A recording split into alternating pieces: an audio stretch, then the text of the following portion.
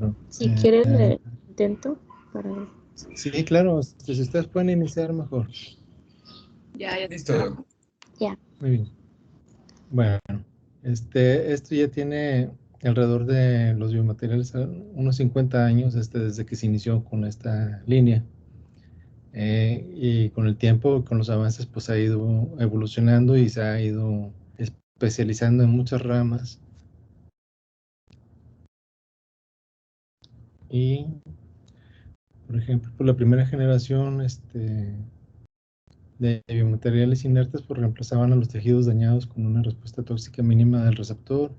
Hay también de segunda generación, biomateriales bioactivos y biodegradables. Tercera generación, biomateriales funcionalizados, en los que son capaces de estimular una respuesta celular a nivel molecular. Y ustedes ya vieron muy bien en los temas anteriores de esta semana. Ya cubrieron muy bien esta área. La cuarta generación, biomateriales funcionales e inteligentes, que estimulan a células específicas para ayudar al cuerpo a autocurarse.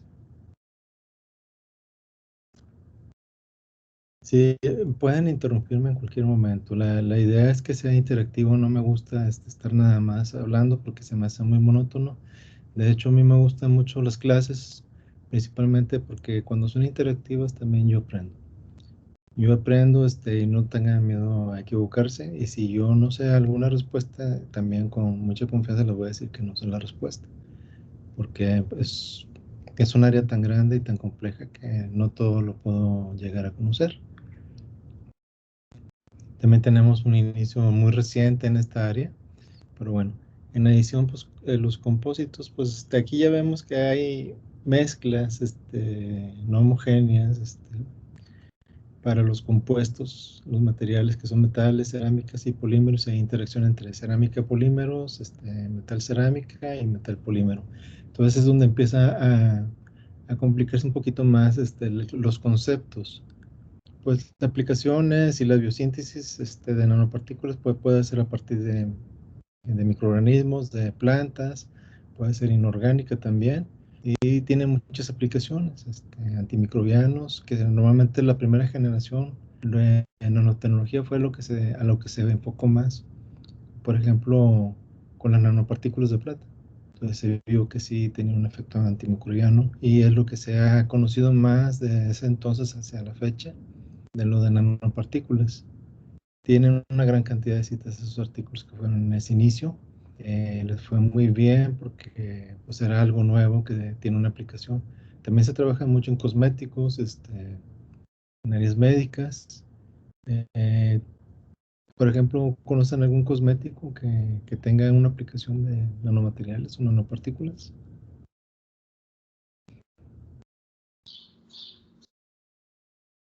No, doctor. Bueno, por ejemplo, el dióxido de titanio y el zinc son los que usan para la absorción de los rayos ultravioleta de onda corta y onda larga. Normalmente se generan como nanopartículas de un tamaño quizás ya más grande, incluso microsferas, porque la idea es que no las pueda absorber la piel. Bueno, en teoría ese es los ensayos que se han hecho.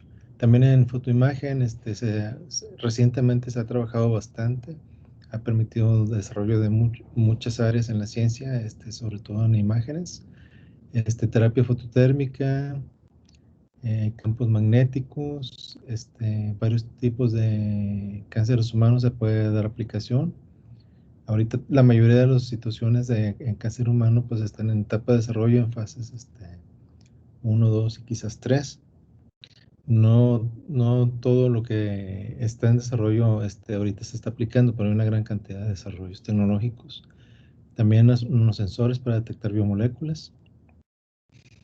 Bueno, por un ejemplo más conocido como de materiales, pues están el desarrollo de tejidos, generar una matriz, puede imprimirse una matriz biodegradable, compatible con la vida, que no sea tóxica, y se pueden ahí incrustar las células que queremos que generen el tejido.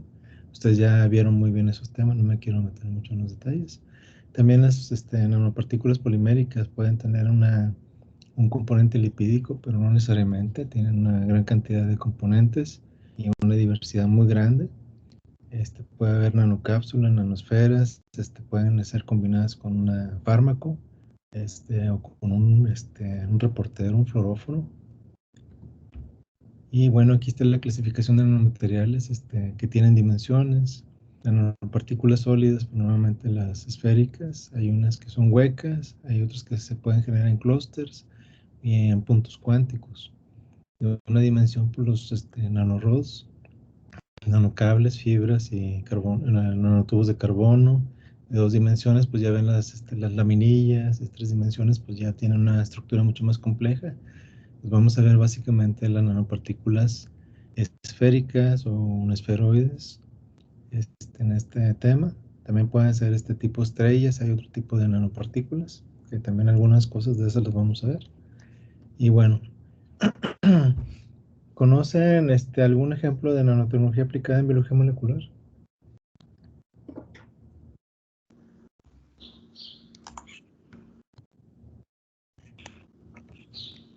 Hola, bueno, pues, Sí, dime. no se escucha, ¿sí? Mi trabajo de maestría trabajé con nanopartículas, entonces había utilizado en lo que es un intento de tratar la leucemia, células de leucemia, básicamente lo sé. Y eran nanopartículas de oro recubiertas con quitosano, las hicimos con síntesis química, con método de Turkevich. Y eran esféricas también, recuerdo, cuando las usamos. Qué interesante, muy bien. ¿Alguien que quiera también agregar algo? No, doctor, pues igual yo nada más conozco de lo que nos han presentado en los seminarios. Igual son con nanopartículas de oro. Okay. Bueno, quería comentarles. Muchas veces estamos trabajando con nanotecnología y ni siquiera estamos enterados. De hecho, en algunos artículos trabajan nanotecnología y no necesariamente viene el término en el trabajo. Y diagnóstico también se usa en los campos y ha ido creciendo mucho la aplicación, pero no siempre está el término o el concepto como tal, pero está inmerso en muchas de las tecnologías que estamos trabajando. Por ejemplo, la secuenciación de nueva generación usa micropartículas o nanopartículas. Hay unas que son de oro y de otro tipo, los chips de microarreglos, todo eso es en base a nanotecnología, igual que los chips de las computadoras. Entonces, tiene una aplicación muy amplia en la nanotecnología. Lo estamos usando comúnmente en la vida diaria. Y en el caso de biología molecular, las microemulsiones, el PCR en emulsión, la secuenciación de nueva generación, los chips, el Ion Torrent, que es uno de los ejemplos, el de nanoporo también. Son chips y ven aquí tienen nanopartículas y tienen una capa, bueno, más nanomoléculas o nanopartículas, perdón. Y eso es, la detección es por variaciones del potencial de hidrógeno. Tienen una gran cantidad de sensores, millones de sensores. Los chips son pequeñitos. Entonces, aquí está lo del nanoporo, que tiene un detector, pasa la cadena de DNA y lo que hace es una señal que puede medir y va determinando así la secuenciación. Entonces, por ejemplo, en secuenciación, ¿ya vieron ustedes cómo inició lo del proyecto del genoma humano? ¿Alguien les haya comentado? Me imagino que sí. Bueno, si quieren, los comento así resumido. Al inicio, de hecho, el laboratorio de bioquímica, cuando estaba bajo la dirección del doctor Hugo Barrera, se inició la colaboración para el proyecto del genoma humano con el locus de la hormona del crecimiento. Se hizo un mapeo y una secuenciación de toda esa región. Hubo una gran cantidad de estudios que se hicieron, de extracciones de RNA, cultivo de células, secuenciación, clonación de los genes, incluso expresión en bacterias y en Pichia pastoris. Pero si se hubiera seguido trabajando con geles de policrilamida en vidrio, yo trabajé con esos, con reactividad, con azufre y con fósforo radiactivo. Tardábamos en preparar un gel al menos 24 horas y en revelarlo una semana, y leíamos alrededor de 200 a 600 nucleótidos por ensayo. Entonces, Haciendo ese cálculo, ya se ha visto muchas veces lo que sucedió. O sea, hubiéramos tardado alrededor de 80 años en secuenciar un solo genoma humano. Afortunadamente surgió la tecnología de electroforesis capilar y ese permitió que se hiciera mucho más rápido, y para el 2003 ya tuviéramos un borrador de genoma humano con 3 genomas. Pero de ahí a la nanotecnología, ya cuando aplicamos realmente el potencial de nanotecnología, pues ya se pueden hacer secuenciación de un exoma en un día, hacer el análisis informático que hubiera tardado mucho tiempo antes, también en una cuestión de horas, si ya tienes una buena capacidad de procesamiento, un genoma completo.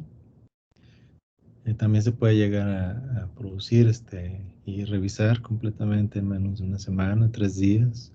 Hay muchas tecnologías nuevas y cada año, cada mes, cada día está cambiando, está mejorando.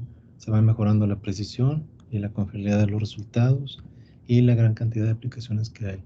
Y bueno, ya comentándoles del tema del proyecto, también voy a comentar otras cosas. Por ejemplo, nanotecnología. Hay que ubicarnos realmente en la etapa de desarrollo tecnológico que se está trabajando, qué aplicaciones tiene.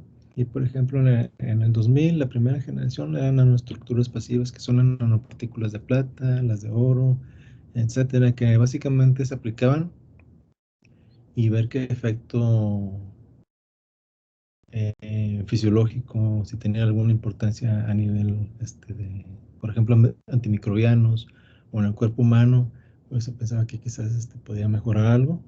De ahí salieron muchos trabajos, pero realmente eran estructuras pasivas que simplemente se administraban o se aplicaban.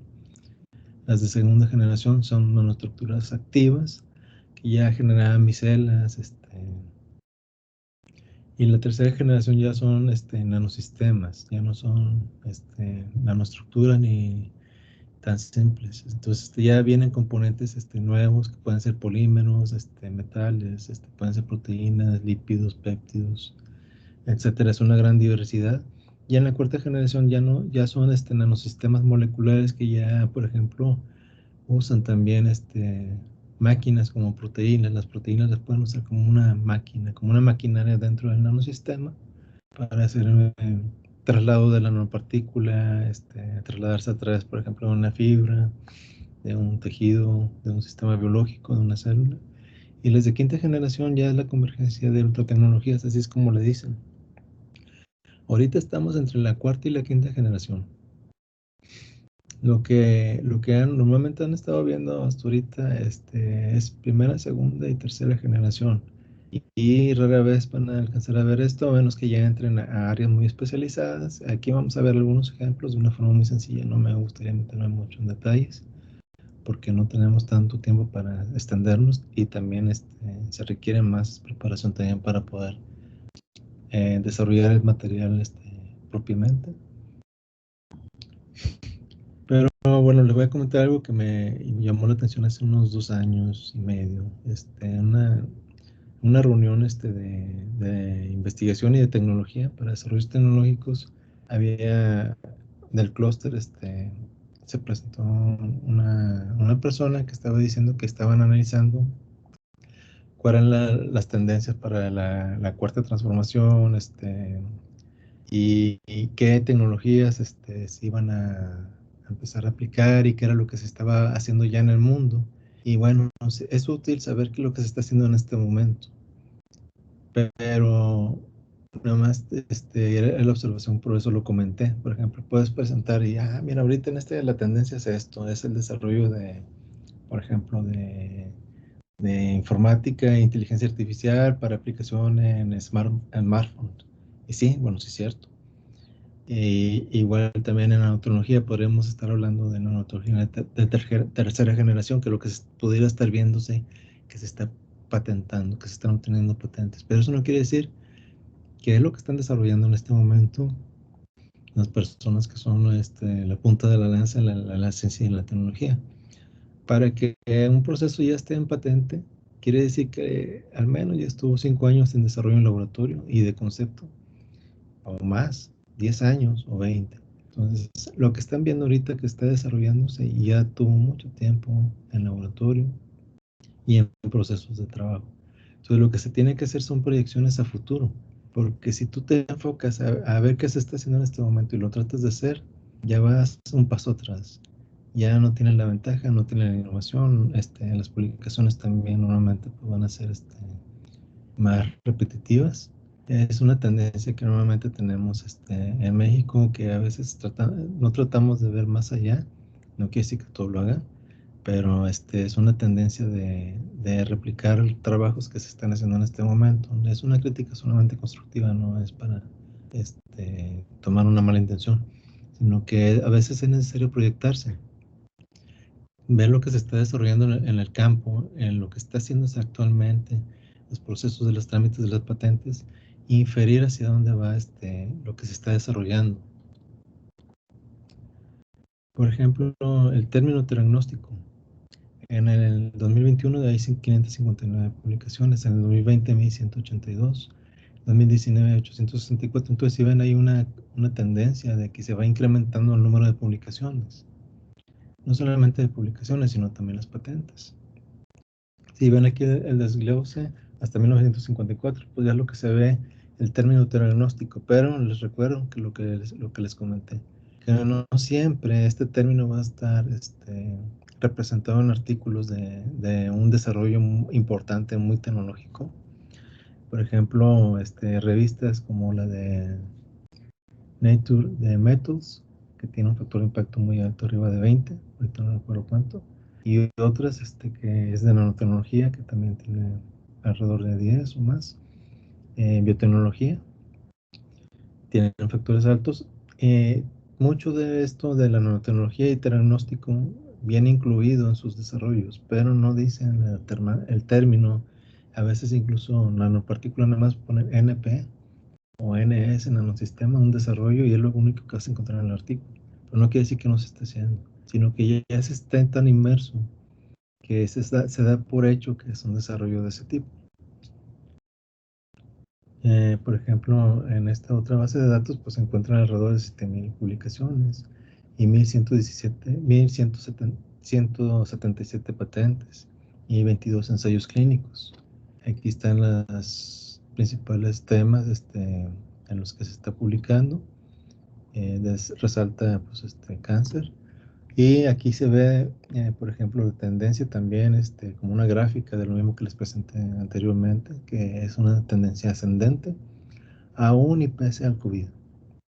De hecho, con el COVID, las vacunas que se han desarrollado, algunas de estas, están trabajando mucho con nanopartículas, con nanosistemas, con liposomas, con nanopartículas poliméricas. Por ejemplo, las vacunas que tienen RNA mensajero tienen un derivado que es similar al polietilenglicol, ahorita no recuerdo cuál era el componente, que también pues, puede llegar a presentar algunas reacciones, porque el polietilenglicol no todas las personas lo toleran muy bien. Igual otro componente. Y bueno, en el término de oncología y carcinogénesis con el diagnóstico, pues ven que también hay una tendencia ascendente. Y no los quiero aburrir mucho. Si quieren interrumpirme, lo pueden hacer en cualquier momento, porque aquí tuve que reducir la resolución de la pantalla, entonces no me aparece aquí si alguien levanta la mano o hace un comentario. Así que si quieren hablar, pueden comentar. También hice aquí una búsqueda para ver lo que está el desarrollo de tecnología. No los quiero aburrir con todos estos términos y estos datos, pero la tendencia es que ya están caducando muchas de las patentes y se están haciendo gratuitas, o sea, cualquiera las puede trabajar, y por eso hay una tendencia a escalar la tecnología y los desarrollos tecnológicos en las farmacéuticas. ¿Por qué les comento esto? Porque también es importante saber en el área que se está trabajando esto y cómo vas a obtener un financiamiento. Por ejemplo, si tú quisieras desarrollar un producto que tuvieras el interés de que pasara a las etapas más difíciles del desarrollo en laboratorio, pero ya lo tienes y ahí se va a quedar a lo mejor una tesis o un artículo, pero si a ti te interesara que realmente fuera de utilidad para la población, por ejemplo, un tratamiento para el cáncer, tendrías que patentarlo. Si no lo patentas, ninguna compañía que serían los que podrían llevarlo al mercado apostaría por hacerlo, porque un trabajo que no tiene patente, cuando lo empiecen a desarrollar, ellos van a gastar cientos de millones de dólares para las validaciones y las pruebas en todo el mundo. Y si no estuviera protegido, cualquier otra farmacéutica nomás estaría esperando a que ellos ya pasaran a la fase 3 clínica y ellos también desarrollarían el producto, desarrollarían todos esos millones de dólares. Entonces, eso es una pérdida para la compañía. No hay un incentivo. Entonces, el incentivo para eso es justamente patentar. Y no solamente patentar, ver cómo poder vender esa patente.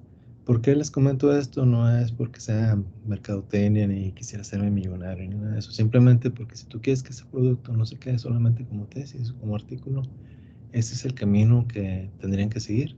Es un camino difícil, y sobre todo aquí en México, pero en Estados Unidos este tipo de mercado y este tipo de desarrollo se pueden hacer de una forma más rápida.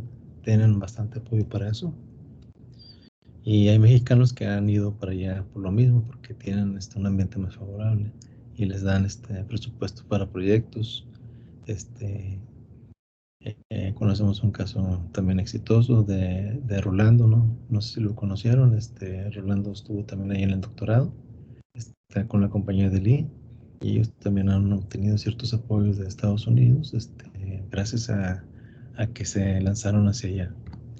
Bueno, aquí ya ve la tendencia de la biotecnología y de los desarrollos convencionales. O sea, la nanotecnología ya está alcanzando una proporción de 50%, 50-50, se va a alcanzar alrededor del 2024 más adelante quizás, pero ya es una tendencia. Quiere decir que este tipo de desarrollos, si los vemos como englobados todos en biotecnología, ahí van inmersos.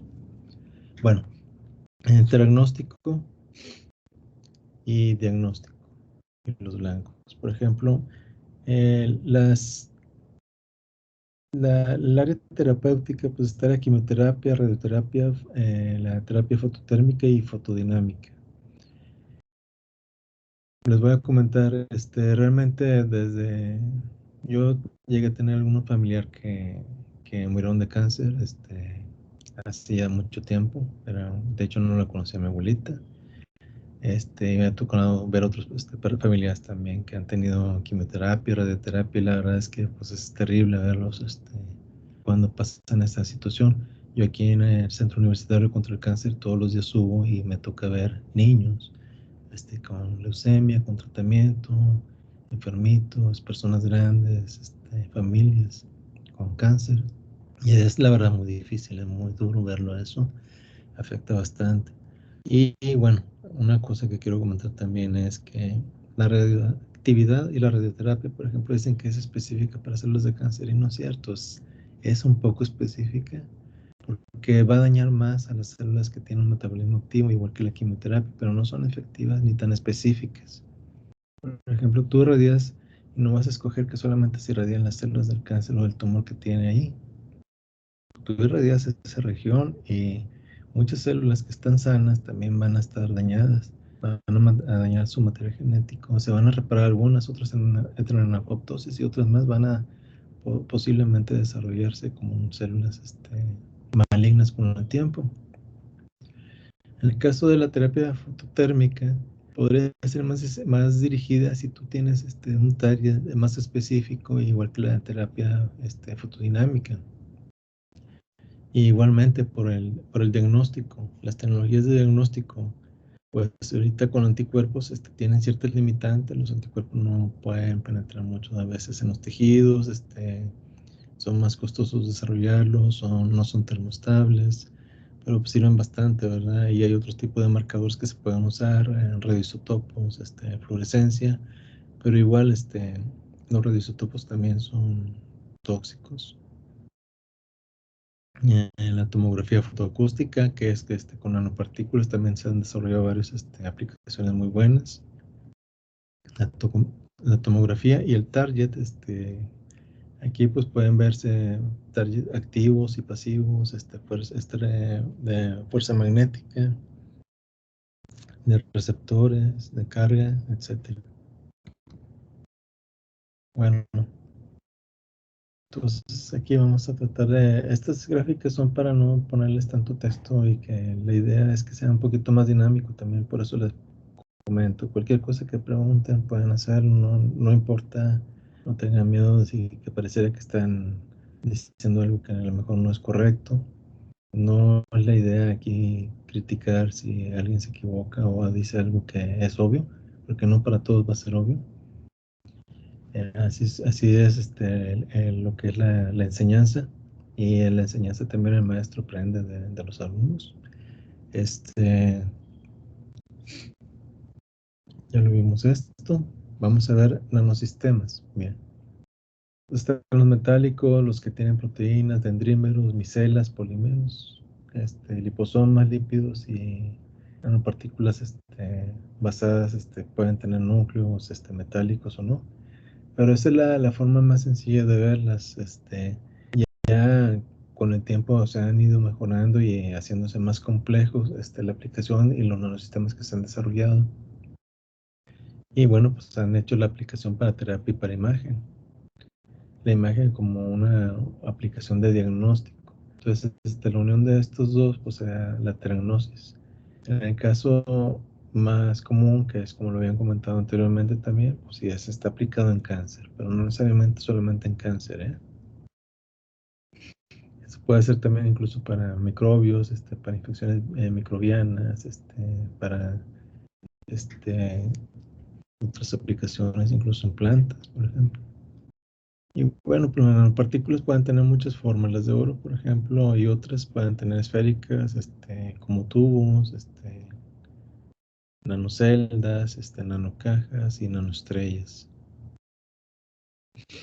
Y pueden tener tamaños desde 1 nanómetro hasta 150 nanómetros, que normalmente es lo que se considera como una nanopartícula. Ya más grandes, arriba de 1000 nanómetros, pues ya se les dice microesferas. Pueden ser funcionalizadas, por ejemplo, en el caso aquí de las nanopartículas de oro, se les puede poner una carga, se les puede cambiar la carga, alterar la carga que tienen, ponerles polietilenglicol, cubrirlas de DNA, de aminoácidos, de proteínas, cambiarle la polaridad, y también, por otro lado, marcarlas con radionucleótidos, con fármacos, con genes, por ejemplo, DNAs o RNA silenciador, de interferencia, carbohidratos, sondas de imagen, péptidos y anticuerpos. Y también aquí pues falta comentar que también los aptámeros. Entonces, esta combinación puede dar una cantidad de variedades diferentes de nanopartículas y de nanosistemas. Doctor, ¿Qué es lo que se ve? Sí, dime. nada más una pregunta. Digo, obviamente tanto la forma como el tamaño influyen bastante en las aplicaciones. Digo, de casualidad no sabe de las nanoestrellas, alguna ventaja muy en particular o algo así, porque de eso sí no he podido encontrar nada. Bueno, si tienen, lo que se está evaluando más son sus propiedades como CERS, un incremento por la superficie para la refracción, por ejemplo, con Raman, una espectrometría de Raman. También tiene propiedades diferentes. O sea, si pudieras comparar una nanopartícula que es una nanoestrella del mismo tamaño que una nanopartícula de oro esférica, tiene unas propiedades de absorción diferentes, y básicamente también tienen esa estructura que podría tener cierto favorecimiento para agregarle otros componentes o la interacción que tiene con las células. Es hasta lo que yo he visto, que se le ha visto la aplicación. No son tan comunes todavía como para ensayos en fármaco, no he visto mucho. Lo que sí he visto son ensayos de síntesis, por ejemplo, incluso hay nanoflores y otras estructuras también muy exóticas que se han hecho con las nanopartículas. Algunas básicamente son como que retos tecnológicos que se han planteado para ver qué tan complejos pueden ser las estructuras, y otros sí tienen una aplicación ya muy directa. Por ejemplo, los nanotubos, nanorods también tienen una aplicación. De hecho, se pueden hacer que giren como una máquina, un motor molecular muy pequeñito, dependiendo de qué campo, así que la intensidad de luz que se le puede aplicar, te puede aplicársela en movimiento.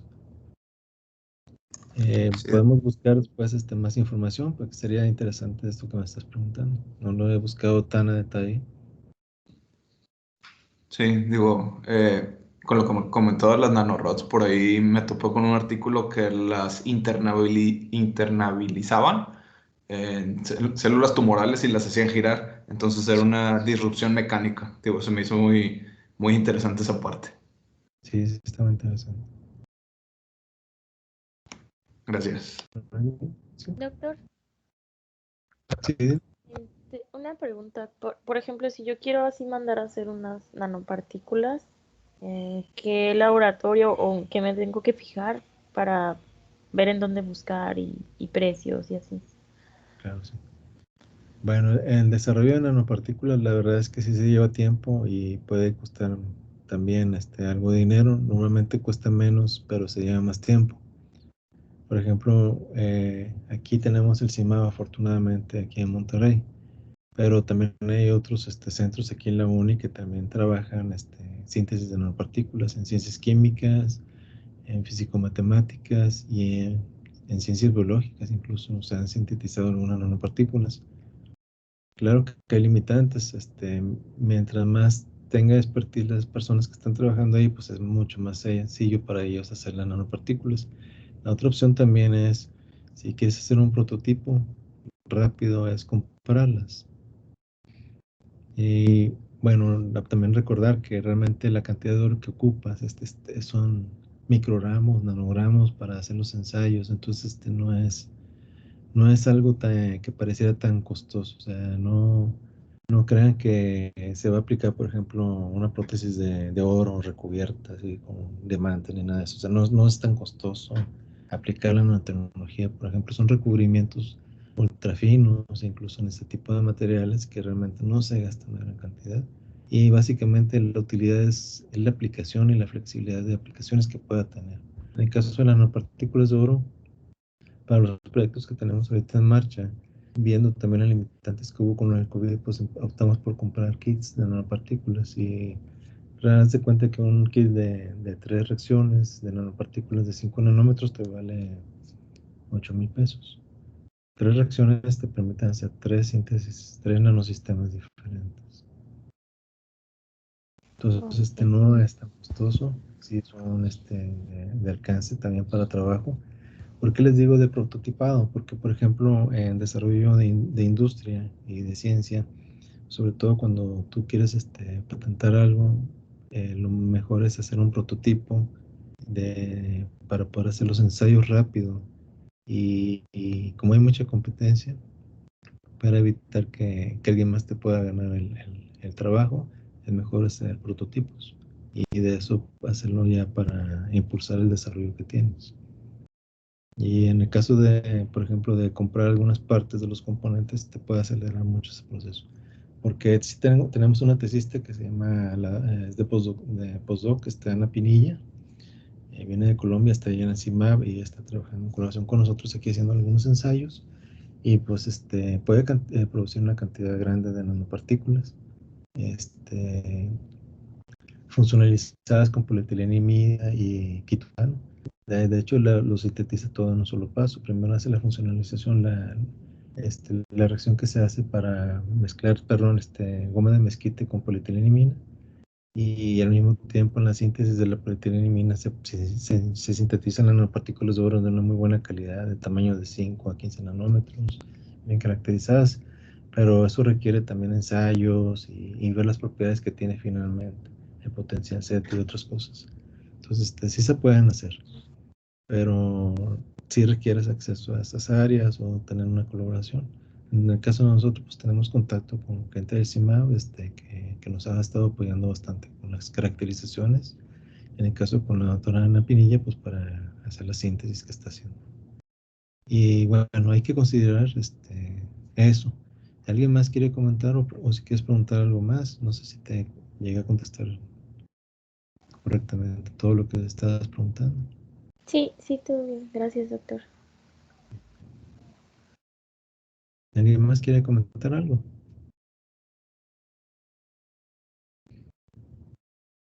Bueno, Entonces, esta imagen, yo imagino que ya están familiarizados con este tipo de imagen, el microambiente del tumor, que no es homogéneo, no es una composición sencilla. Entonces, por lo mismo, también tiene un reto en el área de terapia. Es un reto porque tiene un microambiente que genera el mismo tumor, la vascularización, las células estromales, una capa de protección incluso para escapar del sistema inmune, y tiene una gran cantidad de propiedades diferentes. Por ejemplo, tiene una acidosis en el núcleo, en la parte central, una hipoxia, tiene factores de inflamación y que están en contra de la respuesta inmune del tumor. Las cascadas de apoptosis normalmente pues, pueden estar bloqueadas o inhabilitadas en las líneas de células que están en el tumor para hacerse inmortales, y también algunas mutaciones para hacer metástasis, y la evolución clonal también. Por ejemplo, cuando tú administras un tratamiento y no matas todas las células que se resistieron al tratamiento van a ir evolucionando. Tú puedes con el tiempo incluso favorecer que el tumor progrese a algo de una forma mucho más agresiva. Entonces, por eso también es muy importante ver esto. Hay que considerar esto siempre para la terapia en cáncer. Y por ejemplo, para el diseño de los nanosistemas, y realmente si quieres que sea un nanosistema como se les denomina inteligentes, que no necesariamente son inteligentes, es lo mismo que decir de smartphone, pero es algo que tiene ciertas funciones más allá de solamente la estructura primaria como de la primera generación de las nanopartículas. Por ejemplo, programar su degradación o su liberación de fármacos programados, o para disparar una señal a diferente pH. Con un cambio de pH, por ejemplo, una endocitosis y que pasa al lisosoma, en el endosoma pues tiene un pH de alrededor de 6.3, de 6.5, pero el peroxisoma pues tiene un pH diferente, el núcleo tiene un pH de 7.2, el lisosoma de 4.7, entonces es muy ácido. Entonces son cosas que se deben de considerar para el desarrollo de nanopartículas. ¿Qué propiedades quieres que tenga ese pH? O si son estables a ese pH también. Por ejemplo, los tumores, pues un pH fisiológico anda en un ducto de mama normal, pues de 7.4, y en una etapa de acidosis y en un tumor pues 6.8, y una acidosis clínica 6.7. Entonces sí hay un cambio de pH y hay una complejidad en la estructura que se debe ahí en el tumor. Y también las nanopartículas pueden ser, por ejemplo, mucosa. Es difícil que atraviesen la mucosa, pero hay ciertos componentes, por ejemplo el quitosano, que permite que esas nanopartículas puedan llegar al epitelio y atravesar la mucosa, de alguna forma liberarlo. Entonces, las moléculas biológicas también pueden ser de mucha utilidad para el desarrollo de una nanopartícula. No necesariamente tienen que ser 100% inorgánicas. De hecho, la tendencia es que ya no sea así, para reducir la toxicidad.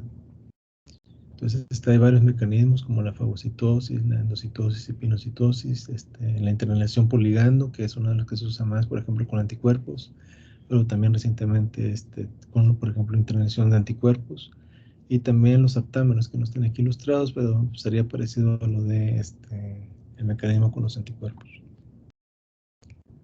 Y bueno, recordando pues que hay un microambiente en el tumor, tiene un pH normal, un potencial redox, tiene hipoxia, tiene especies reactivas de oxígeno y tiene enzimas ahí características,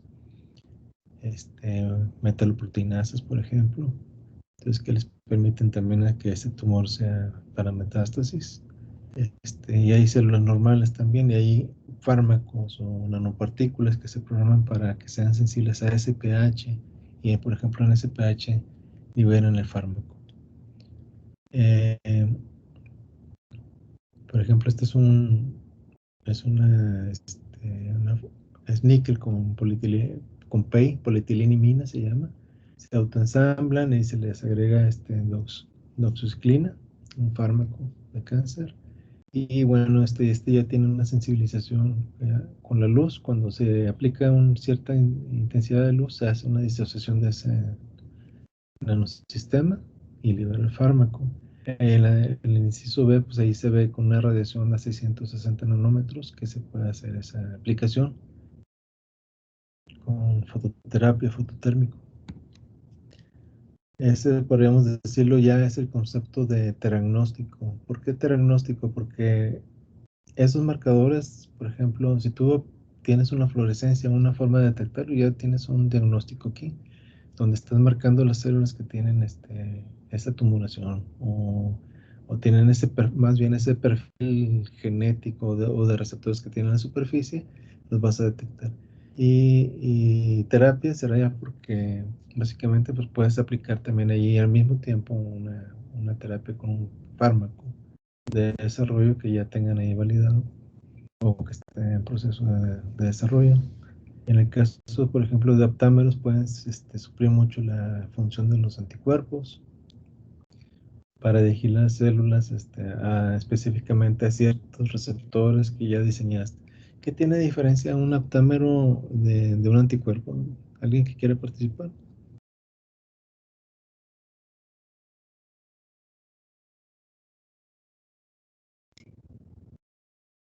Pues una diferencia pudiera ser que tienen mayor avidez. Un aptámero pues tiene más partículas que pueden hacer contacto que un anticuerpo sencillo. Eso se me ocurre como una diferencia. También que son son ácidos nucleicos, ¿no? Los aptámeros. Y pues los anticuerpos, pues no. Bueno, sí tienen razón. De hecho, ese es uno de los factores muy importantes. El aptámero es mucho más económico, más rápido de producir. Y ya cuando conoces la secuencia, de hecho, mandarlo a sintetizar es muy sencillo.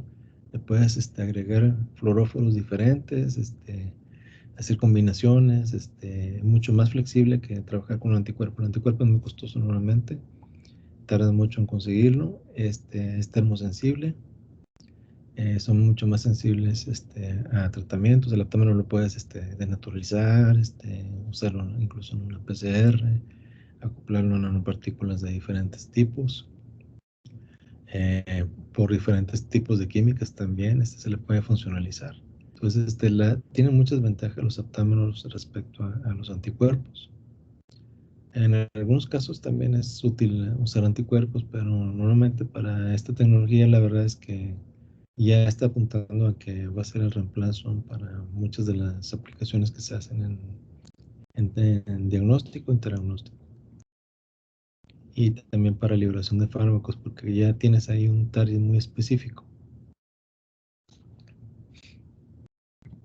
Y pues también a los oligonucleótidos les puedes agregar derivados de bases para que no se degraden tan rápido, para que permanezcan más estables.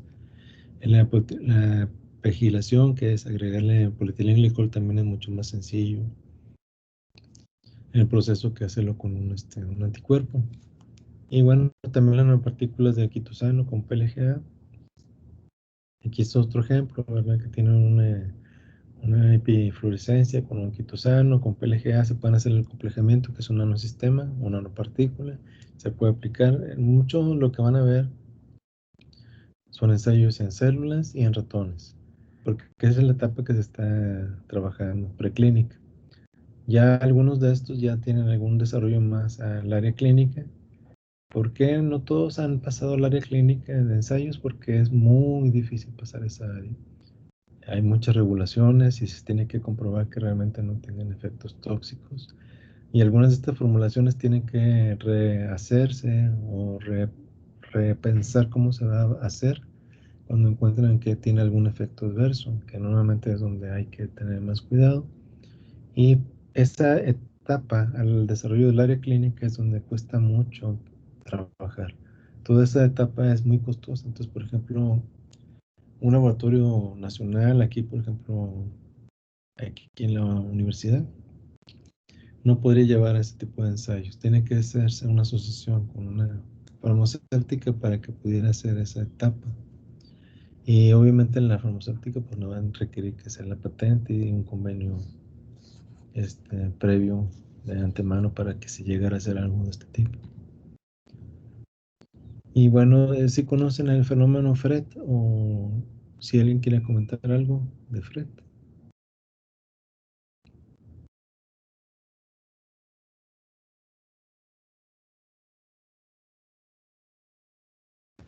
No, Doc, yo no lo conozco. Okay. Bueno, también es un término ya, no creen que está nuevo. Yo cuando lo vi parecía, dije, ay, qué nuevo es, y me puse a investigar y no era tan nuevo. Ya tiene décadas, porque en el área de química se ha trabajado. Es una transferencia por el fenómeno de Foster, resonancia electronic transference.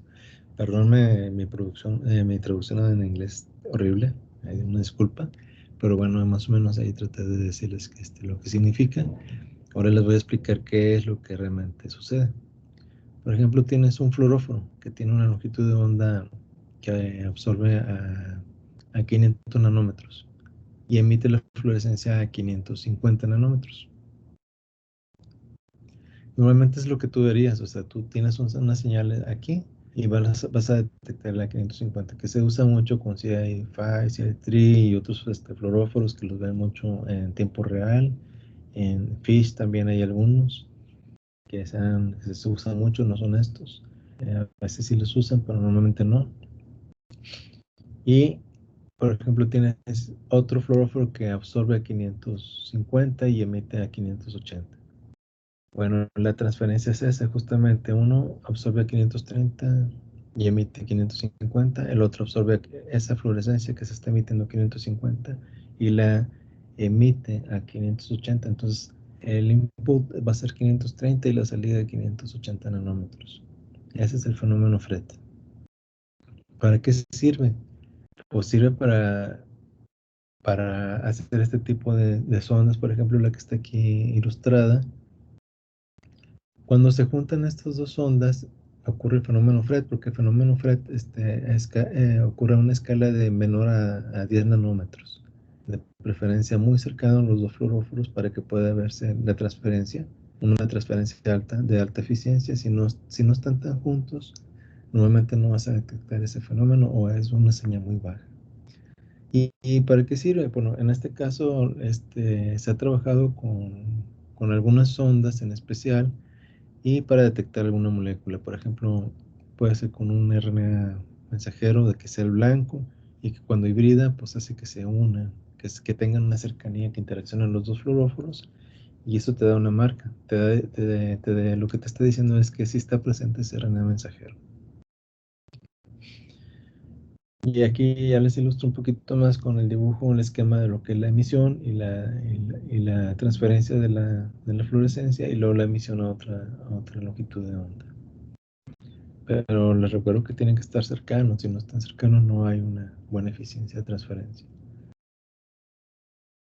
Bueno, otro es nanopartículas que tengan, por ejemplo, dos códigos de DNA diferentes, unas azules y otras rojas, y cuando esté presente un DNA o un RNA target, hibrida a cierta TM, y eso lo puedes ver tú como una absorbancia de 260 nanómetros sin necesidad de ninguna fluorescencia. ¿Por qué? Porque, por ejemplo, las nanopartículas de oro y las de plata, cuando están más juntas, empiezan a agregar con un fenómeno como por medio de las ondas, va a cambiar la longitud de onda en la que se puede detectar y cambia el color también. Cuando es en el espectro visible, en el caso de plata y oro, llegan en el espectro visible, se pueden ver también a vista, a simple vista, no necesariamente con un equipo. Y puedes ver la temperatura en la que está la hibridación. Aquí es parecido al que les había comentado del FRET. Se ha utilizado para HIV, para algunas detecciones con partículas de oro. Los tubitos que se ven ahí abajo en el inciso B son el cambio de color que hace cuando hay una interacción entre las dos nanopartículas que tienen diferentes sondas contra el target. Y esto ya lo estamos viendo como un diagnóstico, ¿sí? No es una terapia, pero si tú le agregas un fármaco y que se programa que el fármaco se libere solamente en ciertas condiciones, pues ya tienes un diagnóstico ahí aplicado.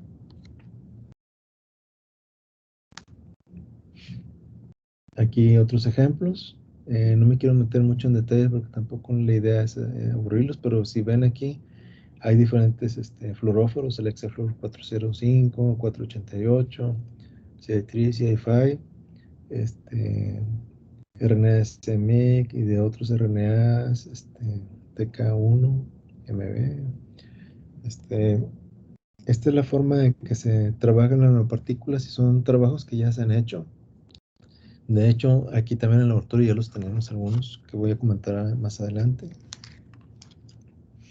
Pero como que amaneció un poquillo adolorido la garganta, voy a tomar café.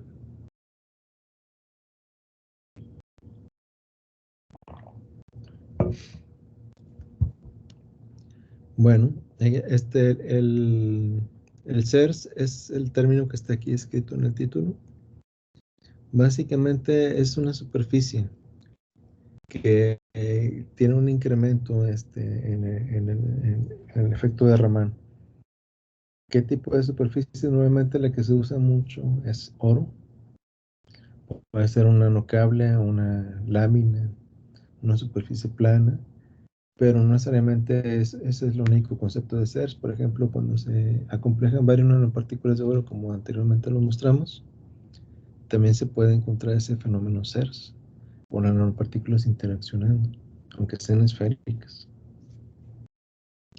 ¿Qué sucede? Que este tipo de señales se incrementa mucho la señal que puedes detectar, entonces te puede llegar a permitir detectar escalas de incluso de atomoles de una molécula que tú estás queriendo detectar. Atomoles es una sensibilidad muy, muy alta. Muchos datos experimentales ya han hecho esto, equipos muy sensibles, no solamente como nanosistemas, sino como equipos para detección, pueden llegar a alcanzar esta sensibilidad tan alta. Y de hecho, equipos de ese tipo ya se están trabajando. Recientemente, hace unos días vi uno que se usó, que ya desarrollaron un equipo de campo, que es una cajita chiquita así, para hacer el test de COVID. Lo que se hace es un PCR LAMP, ustedes ya lo han de haber visto, ¿verdad? ¿Sí saben cuál es el PCR LAMP? No, doctor. ¿No lo han visto? Bueno, si no lo han visto, les recomiendo que lo vean, está bien interesante, es un PCR diferente. Lo que se hace es que estas ondas están diseñadas para que continuamente sigan amplificando. Se hace como una cadena muy, muy larga y continua, en base si está presente el target que tú estás buscando. Y eso puede ser un cambio de acidez en el medio que se está haciendo, que va a cambiar el pH, entonces hay una coloración. Pero también se ha hecho diseñado para que trabaje con nanopartículas de oro y eso le da un incremento de sensibilidad y también hay un cambio de color. Bueno, este equipo pequeñito que les comentaba, se lo imprimieron con una impresora de 3D, le pusieron un circuito bien sencillo y ya con ese se hace una detección bastante precisa. Que ese equipo, la ventaja que tiene, que es lo que estábamos viendo, que es que, por ejemplo, en áreas rurales, en áreas de escasos recursos, no hay equipos que se pueda llevar un termociclador, por ejemplo, a esas zonas. Porque básicamente, por lo que va a pasar con la población, pues te va a linchar primero, ahora te van a asaltar, o sea, o te mueres o algo. Y aparte, llevar ese equipo a un área como ese, pues se va a dañar. Y son muy costosos. Y no puedes llevarte el laboratorio completo. Sí puedes, pero es muy, muy complicado técnicamente. Entonces, un equipo de este tamaño pequeño y que pueda trabajar con una batería, con una pila, que te da un resultado rápido, en unas horas, sin necesidad de muchos reactivos, pues es una ventaja. Bueno, perdón ahí por desviarme un poquito, pero es básicamente dentro de las mismas aplicaciones, diagnóstico, terapéutico. En este caso solamente es diagnóstico, pero hay que comentarles los desarrollos que hay ahorita recientes. Y bueno, cuando se hace esta interacción de nanopartículas, como está aquí en el extremo derecho de la figura, pues es donde puedes ver el fenómeno de Raman.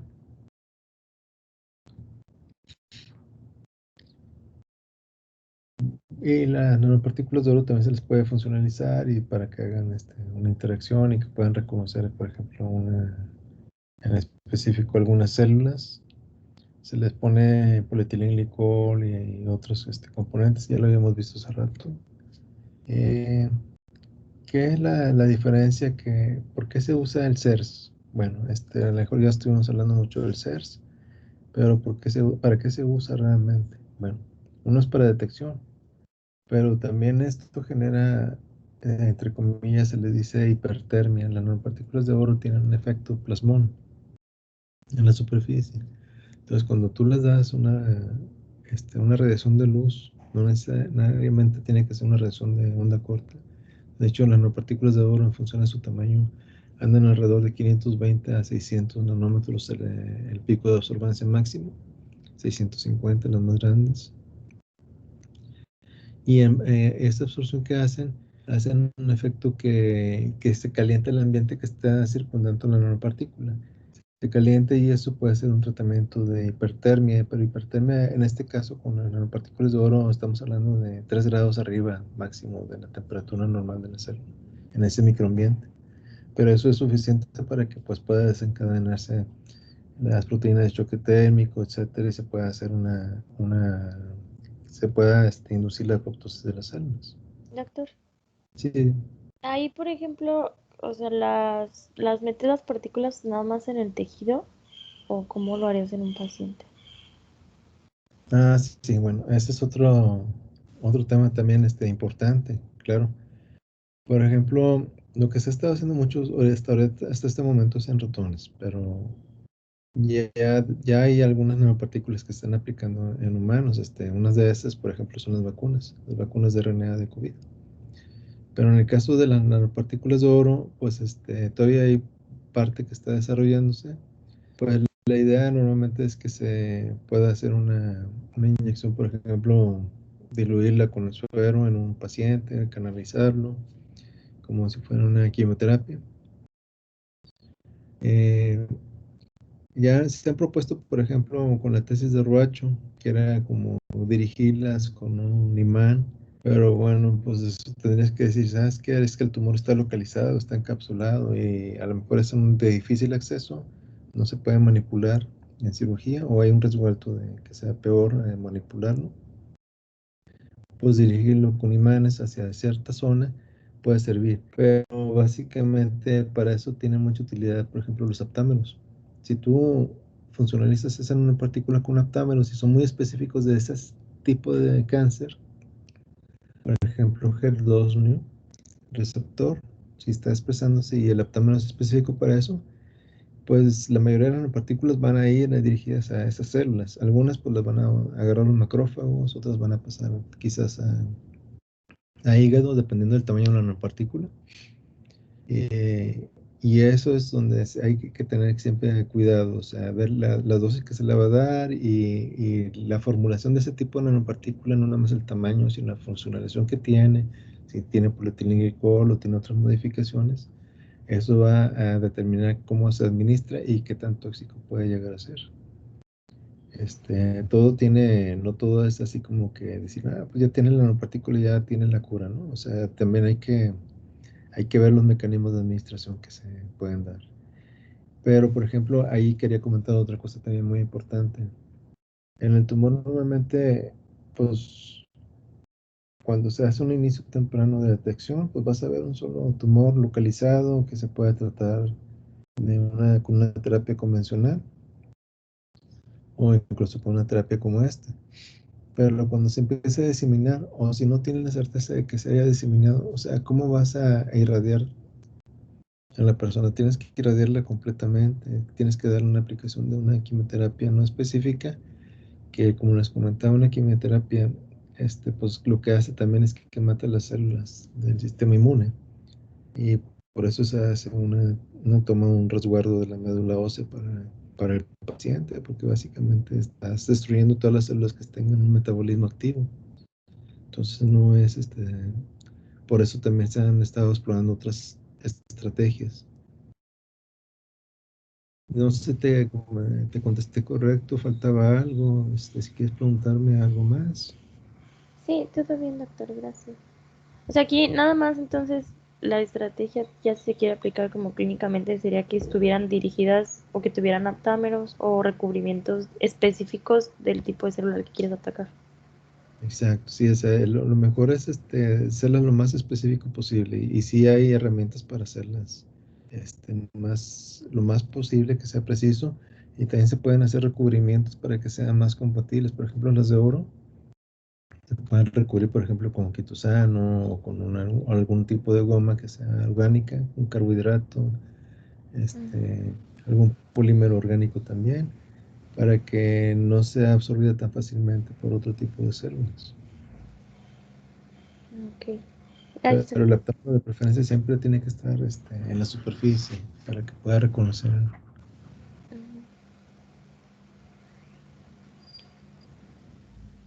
Bueno, ¿alguien más quiere comentar algo?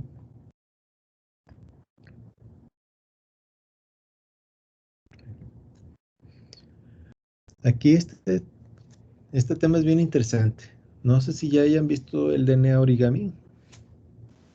Sí, yo lo vi un poquito, doctor. Bien, ¿y qué viste? ¿Qué te pareció? ¿Puedes comentar? A mí en lo personal me gusta mucho. Yo lo vi hace como 3 años y estaba apenas en como desarrollándose y lo que vi es como hacen los programas bioinformáticos para poder crear estructuras. Entonces, los primeros que yo vi, los artículos que salían, no tenían una aplicación médica, sino simplemente era cómo lo estoy haciendo para que hagas tu cápsula. Entonces, lo que haces es hacer como si fuera una cajita de DNA y entonces esa cajita le pegas como si fueran tus aptámeros o tus señales para que vayan y se reconozcan específicamente al sitio en donde tú quieres que se desarrolle.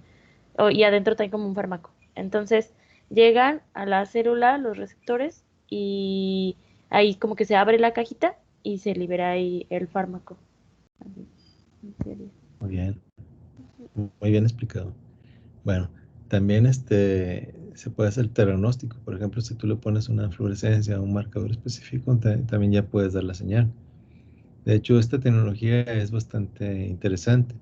Y sí, tienes razón, la mayoría de las veces al inicio los desarrollos que hicieron no tenían una aplicación. Por ejemplo, yo vi por ahí un motor que tiene como un rotor que gira, pero ese tipo de estructura solamente se puede formar en una concentración muy alta de magnesio, de 35 milimolar. Por ejemplo, en un PCR se usa 1.5 milimolar. O sea, necesitas una concentración muy alta de magnesio y otras condiciones específicas para que ese motor funcione. Pero hay muchos de origami que ya funcionan en condiciones fisiológicas. Y sí pueden responder a la temperatura, a una radiación láser, a una interacción de un aptámero, un RNA mensajero.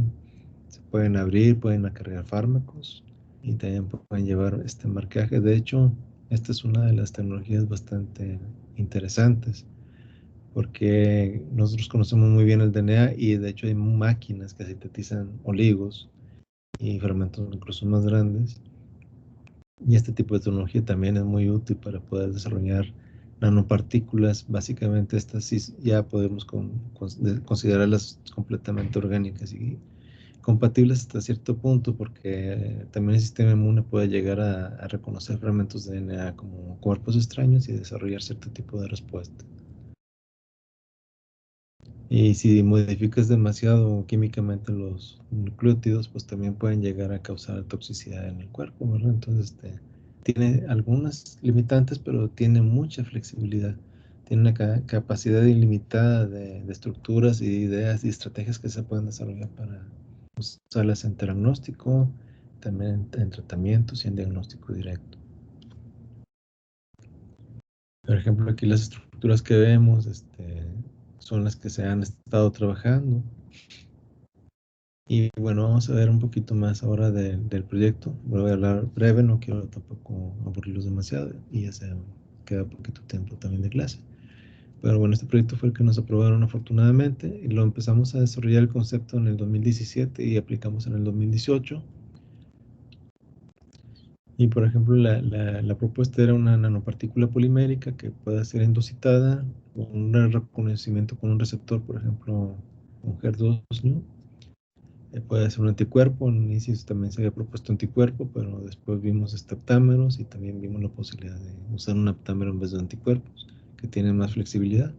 Y aparte también batallamos mucho para conseguir presupuestos. Por ejemplo, un anticuerpo de los que queríamos en ese entonces costaba más de 100,000 pesos nada más importarlo, y era bien poquito. O sea, era de que te equivocas en un ensayo, te lo gastaste y luego otra vez pagar 100,000 pesos para traerlo y esperarte unos cuantos meses en que te lo entregue. O sea, no era tan sencillo. Entonces vimos que no era muy práctico apostarle tanto a los anticuerpos, sobre todo porque pues trabajarlos en las condiciones de la síntesis de nanopartículas también puede que los inactives y ya no te van a funcionar. Pero bueno, después de eso, el camino de la endocitosis, la idea es que esta nanopartícula esté programada para que al entrar y se fusione al lisosoma, haga una disrupción. La disrupción es básicamente a un compuesto que tenga dentro la nanopartícula, por ejemplo la sfingosina. Así que hay una disrupción del lisosoma, se libera el material, y el material no todo se va a degradar. Hay una parte de la nanopartícula que se va a quedar cubierta, la nanopartícula de oro, con el aptámero o con la sonda que queremos que entre al núcleo, y ahí se hace el tratamiento. Entonces esa nanopartícula ya trae fluorescencia para hacer un diagnóstico, y también trae un fármaco, podríamos decirlo, que es la envase en sí, la nanopartícula que se dirige al núcleo. Y cuando se aplique, por ejemplo, luz, o en este caso cuando tratábamos de hacer la nanopartícula que fuera con este núcleo paramagnético, con una radiación, un campo magnético, se podía hacer generar hipertermia. Pero lamentablemente, con los problemas técnicos que hubo con el COVID y muchas restricciones, ya no alcanzamos a hacer el núcleo de magnetita.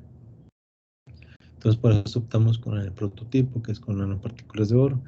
No estamos abandonando esa opción, o sea, simplemente vimos que se iba a llevar más tiempo, lo vamos a desarrollar, pero que yo creo que todavía en este año va a estar un poco difícil, hasta el año siguiente. Y bueno, este es el nanosistema que está propuesto, que tiene una capa externa de polímero, tiene el aptámero o anticuerpo en la superficie, y una segunda capa de polímero también, donde ya viene la esfingosina, y el núcleo, que es una partícula metálica, puede ser de oro, con núcleo magnético, de ferromagnetita, o por un núcleo de oro, y una proteína quimérica, que es la que se usa para el target, para que se vaya al núcleo, y ahí en el núcleo permite hacer el tratamiento. Y los nucleótidos para tener un marcaje específico para la detección. Entonces, bueno, eso fue el concepto del desarrollo para la propuesta de CONACYT, y fue la que fue aprobada. Y ya después pues empezamos a trabajar aquí, y tuvimos la fortuna pues de incluir a Cassandra como tesista de maestría. Y bueno, este es el proyecto que tiene ella, es parte del fundamento del proyecto. Pero esta es una interacción de dos nanopartículas que tienen dos ondas diferentes que hibridan en una condición específica cuando está un RNA, por ejemplo, de PCA3, y se hace la detección. Ese es el desarrollo teórico, y es por medio del fenómeno FRET, que está aquí abajo en unas esferitas que dicen 5' y 3'. Estos fluoróforos fueron los de inicio, pues ya los modificamos. Ya no son ATO 532, 550. Mandamos sintetizar unos. Aquí está una curva de fusión donde se ve la hibridación solamente de la región de las ondas, que es esta pequeñita, no donde está el RNA. Esa es la primera condición de ensamblaje de las nanopartículas. Y luego después una señal de incrementada, ya donde está la fusión de las tres moléculas, la del RNA, o por ejemplo ahorita estamos trabajando con G-Block, todavía no es RNA, y con las dos ondas. Y aquí ya se ve una diferencia, que es la que teníamos teóricamente ya considerada. Ahí disculpen, es un screenshot porque todavía no hemos bajado los datos de ahí del equipo, y esto fue lo que obtuvimos recientemente esta semana. Todavía falta hacer varios ensayos y validaciones, obviamente. En el caso de la tesis de Ana Pinilla, también estamos colaborando con ella. Pues la idea de ella es que generar un polímero que acarrea DNA. La polietilina se conoce que acarrea muy bien el DNA, interacciona muy bien, y es una bomba de protones. Sirve muy bien, pero tiene una inconveniencia muy grave. Es muy tóxica. realmente para las células. Sí se usa la politilenimina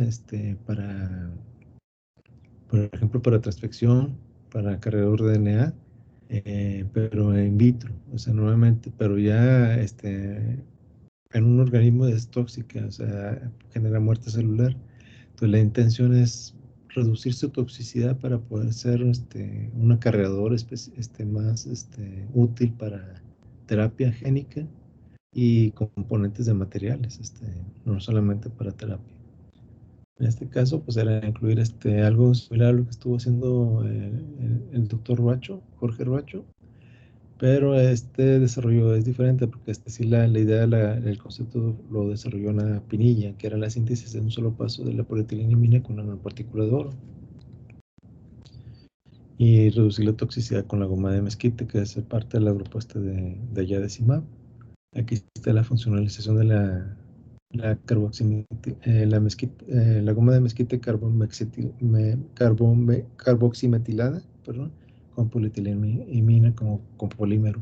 Aquí están los ensayos, por ejemplo, aquí se ve la capacidad que tiene de buffer, aquí están las comparaciones de la polietileniumina sola, de la goma de mezquite sola, y luego la goma de mezquite carbometilada y la combinación de goma mezquite PEI con la carbometilación, perdón. Ahí ven que no hay una diferencia entre el PEI y la de mezquite ya cuando están combinadas con respecto al PEI. Entonces está bien, sigue teniendo su función, su propiedad que estamos buscando, y se reduce la toxicidad en base a la hemólisis. Sí se reduce bastante cuando está combinada con goma de mezquite, que también es algo bastante bueno. Y pues este es el proceso de síntesis más o menos conceptual que es el que tiene ella. Y al final pues se va a recubrir con aptámeros para hacerla más específica. En el caso de Paula Yamilet, Carrión García es una QCB que estuvo con nosotros y acaba de presentar su trabajo. También hizo una nanopartícula de oro funcionalizada con aptámero. Este es el concepto, es el nanosistema que tiene los aptámeros de color morado, recubriendo la nanopartícula de oro por medio de una endocitosis mediada por el receptor de estrógenos. Se endocita. Aquí básicamente la idea de ella nada más era hacer el marcaje de la célula por fuera, que es lo que alcanzamos a hacer en una parte, y pues hicieron algunos ensayos que también dieron mucha más información. Por ejemplo, ya en la oscuridad con una longitud de onda específica se puede llegar a detectar esta fluorescencia y detectar las células que tienen el receptor. Aquí se ve lo que es el tubito con el aptámero ya purificado después de hacer una reducción para que pueda combinarse con la nanopartícula. Tiene un grupo tiol. La nanopartícula tiene malimia. Este es el tubito de la nanopartícula. Color morado son así de ese color las nanopartículas de 20 nanómetros de oro. Y aquí está el espectro de la nanopartícula. Y este es el espectro del aptámero purificado y antes de la purificación. Y aquí la nanopartícula tiene el espectro de la nanopartícula, que es una flecha en color morado, y en color azul el aptámero, donde ya se comprueba que está funcionalizado. También lo vimos en el gel de agarosa para ver la nanopartícula. Cuando tiene el aptámero, que es el tercer carril del gel de la izquierda, la nanopartícula migra a través del gel de agarosa. Cuando no tiene carga porque no tiene DNA, se queda en el pocito donde se depositó la nanopartícula. Y también hay fluorescencia. Aquí está la caracterización por DLS de la nanopartícula. Ya no funcionalizada es el B. Tiene un rango hidrodinámico de 93.49 y tiene un potencial Z de menos 23.9, que es bastante bueno. Quiere decir que las nanopartículas son muy estables, y sí, ya verificamos, no se han precipitado y siguen teniendo muy buena funcionalización, están muy bien cubiertas con el aptámero. Se hicieron ensayos de MTT y se encontró que a una concentración de 0.46 nanogramos por microlitro tiene una toxicidad contra células HER2 positivo del 47% aproximadamente. Entonces ya se vio aquí un diagnóstico, ¿sí? Se hace la detección de las células con cáncer y también se hace un tratamiento directamente. Y aquí se hizo, de hecho, sin ni siquiera usar la terapia de luz. Bueno, solamente para hacer el ensayo de nanopartícula, a ver que si tenían toxicidad. Ya no tuvimos más tiempo de hacer otros ensayos, más adelante quizá los hacemos. Y sin hacer la terapia fototérmica, tiene una toxicidad, una eficiencia de letalidad para células de alrededor del 47% a las 12 horas de incubación. Y también la hemólisis, aquí se comprueba que son de menor al 2%, entonces son seguras. Aquí otro ensayo que es el que hizo Samuel. Aquí está el aptámero. Aquí la nanopartícula con aptámero, en este caso sí la señal del aptámero es muy alta, más que la nanopartícula. Entonces, esta nanopartícula tiene una funcionalización muy alta. Es que hicimos un ensayo con Samuel. Aquí se comparan los espectros de nanopartícula en color verde, que es sola, en color rojo la funcionalizada, y en color negro la línea es del aptámero, la que corresponde al aptámero. Y ese es el concepto final que es el que vamos a trabajar con Samuel. Esta nanopartícula es un nanosistema. Y bueno, quiero preguntarles algo. Si quieren preguntar antes de pasar a esta sección, me pueden comentar. Si no, pues procedemos.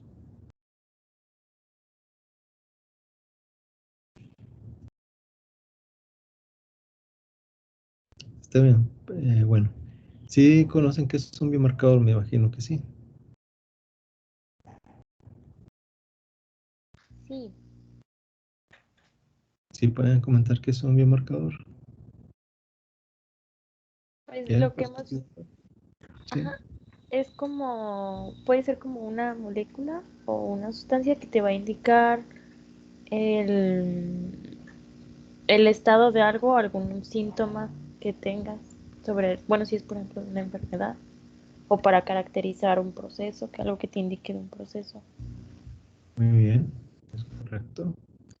Bueno, este, tienes toda la razón, pero y también hay algo bien importante que hay que ver. Los biomarcadores, son para justamente lo que comentaste, pero también tienen muchas utilidades, por ejemplo, y aquí es la importancia. Por ejemplo, ¿para qué quieren nanopartículas? ¿Qué biomarcador quieres usar? ¿Qué es lo que quieres detectar? ¿Para qué te va a servir? En base a eso es la funcionalización y la aplicación que le vas a dar. Si no tienes muy bien establecida la idea, ¿para qué lo quieres? No vas a poder tener una efectividad tan alta. Por ejemplo, para estratificación de riesgo, para quimioprevención, para tamizaje, para diagnóstico, para la clasificación de pacientes por su tipo de enfermedad. Entonces, también esto es bien importante. O sea, estos nanosistemas también te podrían permitir hacer este tipo de clasificaciones cuando tú tienes bien pensado qué biomarcador vas a usar y para qué lo vas a aplicar. ¿Sí? Para la prognosis incluso. Entonces, para la estratificación del tratamiento, por ejemplo, un grupo de 100 pacientes con cáncer de mama, mujeres, no todas van a tener el mismo riesgo, no van a tener, no se les recomendaría que se les diera el mismo tratamiento a todas. Se recomienda siempre un tratamiento personalizado. ¿Y en base a qué?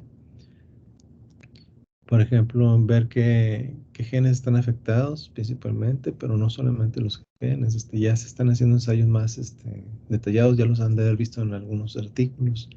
Por ejemplo, secuenciación de una sola célula para ir siguiendo la evolución de un tumor y de las células que están en ese tumor, qué perfiles de expresión génica tienen, para ver qué mecanismos están alterándose. Si se está haciendo un bypass, por ejemplo, para eliminar la apoptosis por vía por ejemplo, mediante P53, etcétera.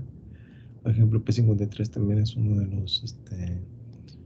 de los predictores de riesgo para un cáncer de mal pronóstico, un cáncer de mama, pero no como se ha estado usando hasta este momento. Por ejemplo, hace unos 10 años yo propuse también que se hiciera la secuenciación de P53 para ver el riesgo que había en ciertas pacientes que requieren un tratamiento en teoría más agresivo que las que no tienen mutado P53, porque es un mecanismo que de resistencia.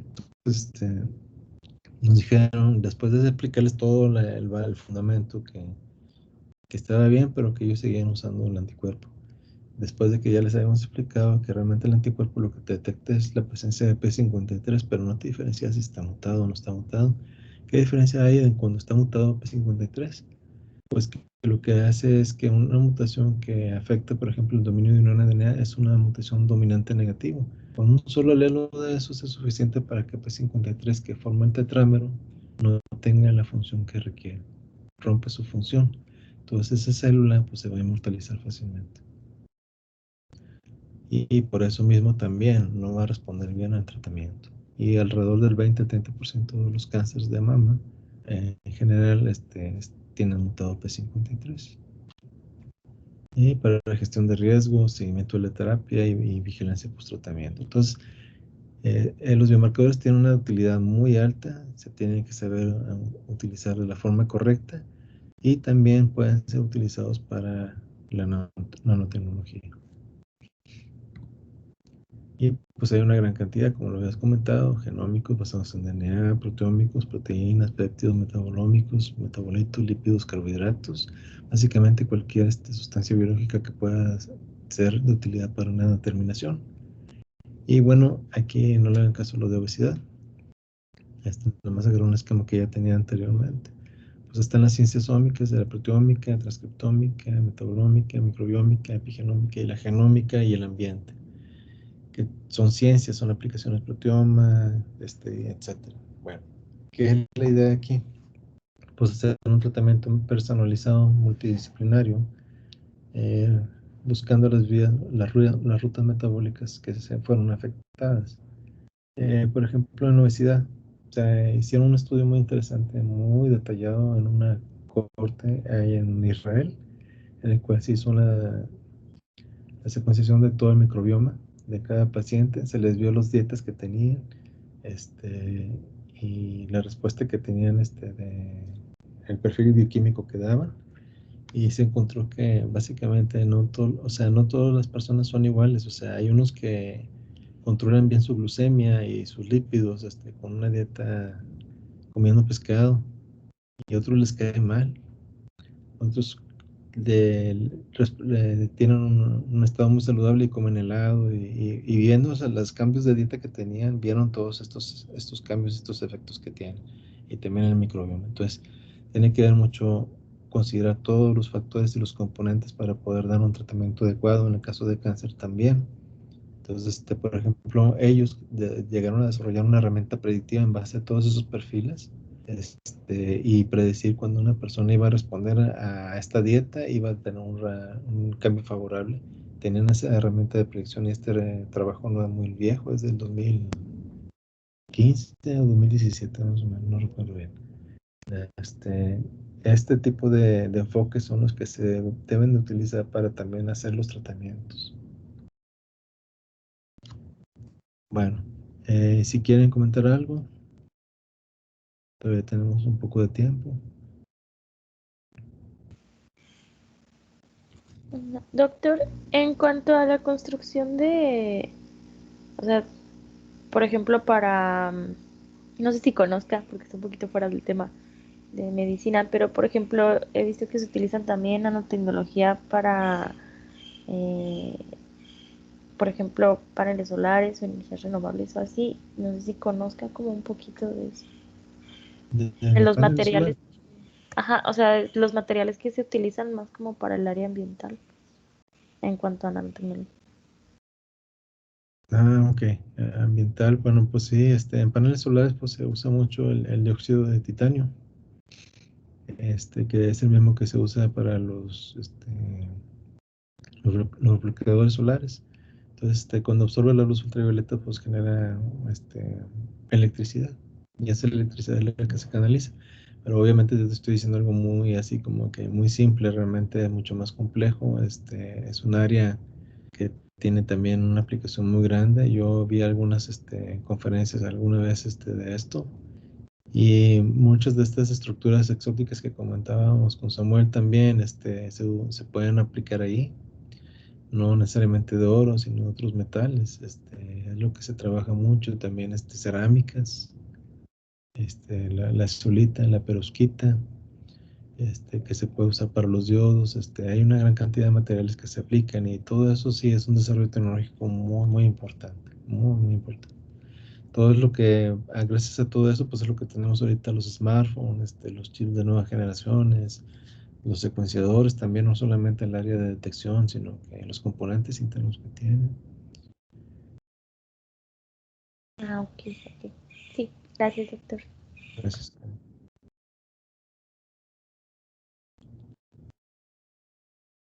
¿Alguien más quiere comentar algo? De hecho, de ese tipo de dudas, por ejemplo, los proyectos de CIMAP pueden consultarlos. Tienen mucho de esa área encima. ¿Sí, Daira? Sí, quería preguntarle, ¿cómo puedes disminuirla? Por ejemplo, si tú estás haciendo un diseño para administrar un fármaco, eh, en este caso me tocó ver cómo una doctora trabajaba con un fitofármaco que se llama silimarina y lo metía dentro de nanopartículas en oro, y lo que ellos pretendían hacer era que llegara y atravesara la barrera hematoencefálica para que liberara el medicamento directamente a nivel del sistema nervioso central. Pero tenían un problemita que era la toxicidad. Entonces, ¿cómo podrías tú mejorar el diseño de tu nanopartícula para evitar la acumulación, por ejemplo, de esta nanopartícula en otro órgano que no sea cerebro? Justamente ahí fíjate que quizás no requieren realmente la nanopartícula de oro. Puede ser una nanopartícula polimérica, por ejemplo, un componente orgánico como el quitosán, la goma de mezquite, y la funcionalización y agregar un recubrimiento en la superficie que permita que atraviese la barrera hematoencefálica. Puede ser un péptido que pueda atravesar. Por ejemplo, no sabría ahorita comentarte, pero hay péptidos penetrantes que se usan mucho, pero son, por ejemplo, hay uno que es incluso de una toxina de veneno de serpiente, que es un péptido pequeño de unos 40 aminoácidos que se usa, pero ese sí es para atravesar la célula. También para la barrera hematoencefálica también debe haber algunos que favorecen más. En el caso de la tesis de Urracho, creo que con Dextran se podía hacer ese tipo de tratamiento. Entonces, con esa forma tú te evitarías la toxicidad de la nanopartícula, porque realmente si no ocupas la nanopartícula para algo más que un acarreador, pues puedes usar un acarreador que sea más biocompatible, que no se acumule. En el caso del oro, pues si atraviesa la barrera se va a caer en las neuronas, y con el tiempo va a generar apoptosis, porque aún por más inocuo que sea el oro, cuando se empieza a acumular, pues también termina siendo tóxico.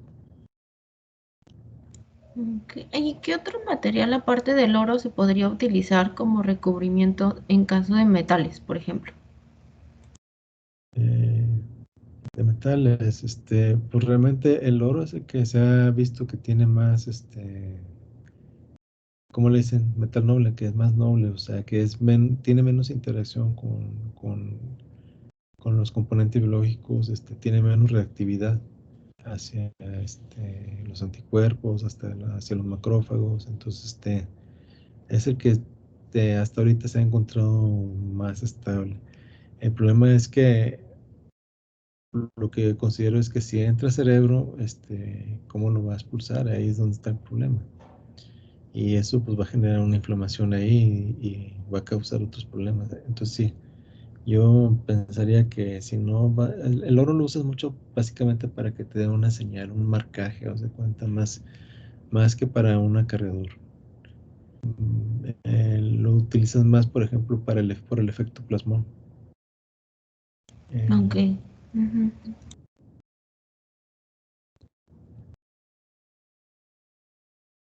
Doc, digo, bueno, ahí más o menos también a lo que mencionaba Daira, yo también he visto por ahí que usan mucho óxido de hierro, que ese sí es plenamente como acarreador, no tanto como marcaje como dicen. Entonces a lo mejor esa es otra opción que pudiera usarse, Daira, pero pues sí, digo, directo para cerebro sí está difícil utilizar algo de eso.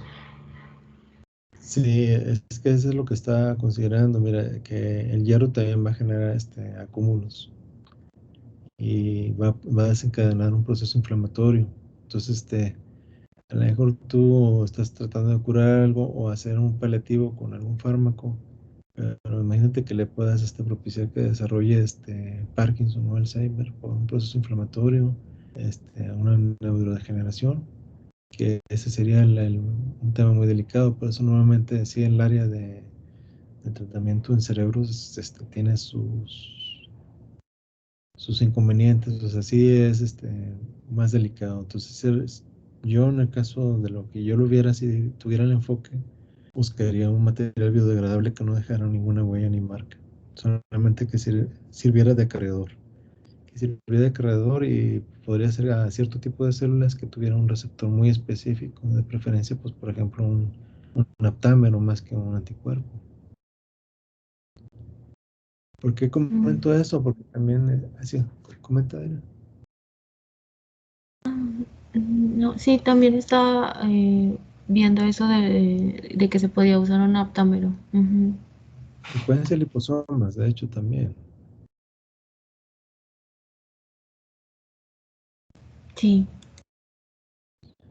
Y esa, por ejemplo, en las vacunas de COVID fue lo que me generó cierta duda. O sea, realmente sí es buena idea lo del usar la proteína spike para generar la respuesta inmune.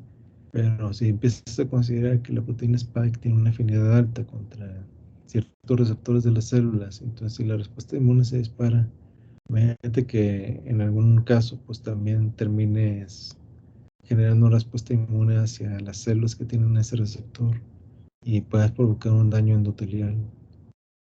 Entonces, siempre hay que pensar bien cómo se va a desarrollar la estrategia. Por ejemplo, en ese caso, yo para mí, para el COVID, quizás sería más inocuo, más seguro desarrollarlo contra una proteína de superficie del virus, pero que no fuera la spike, que no tuviera una interacción con un receptor. Claro que ahorita está funcionando muy bien las vacunas, pero pues básicamente es más bien para reducir riesgos, ¿verdad?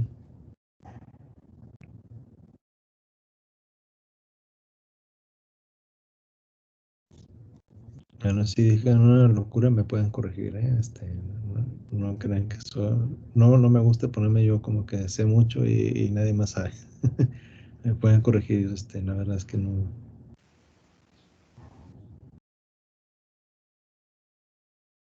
¿Alguien más quiere comentar algo?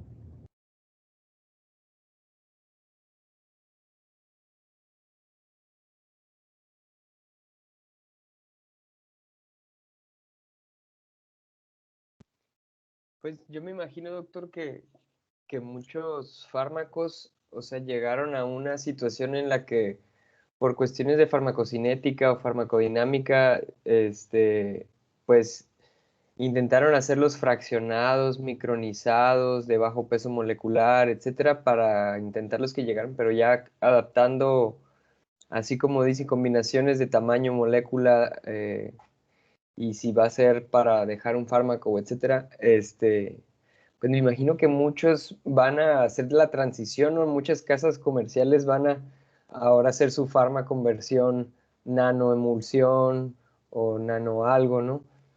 Entonces, pues sí se espera, yo creo, un cambio bien, una transferencia a estas tecnologías de parte de todos, ¿no? Sí, de hecho los que no aplican estas tecnologías se van a quedar rezagados. De hecho, ese es un factor muy importante. Tienes que mantenerte, por ejemplo, en el área de innovación. Les comento también, por ejemplo, el proyecto de CONACYT, cuando la propuse, pues era un concepto más sencillo, y ya pues, seguimos evolucionándolo, y seguimos mejorándolo. Y también con el desarrollo de las tesis también vamos mejorando y detallando y haciendo más, se hace incluso mucho más interesante el desarrollo del proyecto. Y si lo comparas de lo que era hace en el 2017 a lo que tenemos ahorita, pues ya estamos, de hecho, lo que se presenta ahorita ya es la fase que estamos ahorita desarrollando en laboratorio, pero ya tenemos pensadas otras fases, que estamos yendo todavía más allá de estos nuevos sistemas. Pero pues obvio que también estamos esperando los resultados de esto para poder reafirmar las siguientes etapas que ya tenemos pensadas. Y esa es la forma, es una mejora continua, una adecuación continua, como se dice aquí en la facultad. Y realmente es eso lo que hacemos, o sea, no tienes una idea y ya te quedaste con esa idea y nunca la vas a cambiar, o sea, puedes corregirla, puedes mejorarla, puedes seguir investigando. Yo creo que esta es la parte más entretenida en el caso, desde mi punto de vista como investigador. Esa es una parte que me apasiona mucho. Y comentando también, por ejemplo, por qué fue el interés de trabajar en esto. Ese interés lo tuve desde el 91, 92, cuando apenas estaba en la carrera de biólogo y iba a entrar al servicio social. ¿Y cómo fue que me empezó a interesar el nanosistema, las nanopartículas, modificar todo esto? Si todavía no se tenía todavía bien los conceptos y no se había desarrollado como una ciencia, pues por las literaturas de ciencia ficción, en este caso en específico una que me disparó mucho en la imaginación, fue Isaac Asimov, en la trilogía de la Fundación. Describen nanosistemas, dentro del libro, nanomáquinas. Si conocen algo de los libros de Isaac Asimov, a lo mejor no les tocó tanto porque ya había muerto para 1988, creo que fue cuando murió.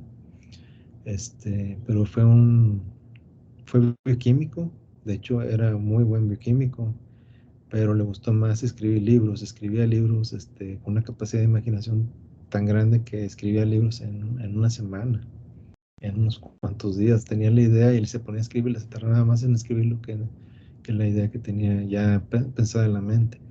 Y llegó a predecir una gran cantidad de cosas, por ejemplo, la robótica, las tres leyes de la robótica. Bueno, hay otras cosas que predijo, incluso en otros libros, por ejemplo, la tecnología de Google, Facebook, ¿cómo le decía? La psicohistoria, que básicamente Sí, lo que hacen las herramientas predictivas de Google de la preferencia de los usuarios y que van a tomar decisiones y que va a tomar decisiones la sociedad y en eso también influir en las votaciones, en la política y todo eso. En la psicohistoria la desarrolló Isaac Asimov, el término allá por 1940 con Fundación y Tierra, la trilogía, perdón. Y esa serie se desarrolló a lo largo de 40 años. Entonces, muchas veces también la ciencia ficción tiene sus aportes y tiene dependiendo de los autores, hay unos que tienen una visión a largo plazo bastante importante, que llegan a cumplirse muchas de las cosas que eran en ese entonces ficción solamente.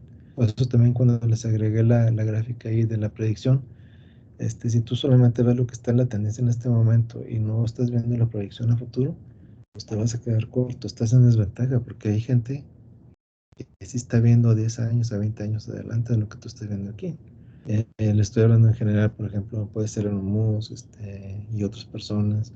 Incluso en las entrevistas tecnológicas, cuando comentaron algo en el grupo de Delhi, entrevistadores que tú dices que son empresarios y que tienen millones. Pues este tipo de gente te entrevista y sabe a veces igual al nivel que tú, a veces puede incluso saber mucho más, porque se la pasan constantemente investigando, leyendo artículos, libros diarios, o sea, no descansan ellos en su mente. No quiere decir que todos sean así, pero los que son buenos y los que les ha ido muy bien es que están en el campo siempre actualizándose e innovando. No están descansando ni pensando que ya tienen todo resuelto. Siempre están viendo una forma de idear y de sacar soluciones nuevas a problemas complejos que hay. ¿Quieren agregar algo? ¿Comentar? pues solo que lo que decía Isaac Asimov es de los mejores escritores que hay en ciencia ficción, y Bradbury también, que mencionan mucho de lo que usted comenta, es el desarrollo de la tecnología. Sobre todo ahí en la fundación, en los últimos libros se puede acentuar mucho lo de la psicohistoria y lo que hemos visto durante la clase también, algunos detalles. Sí, súper poderoso. Sí, es cierto.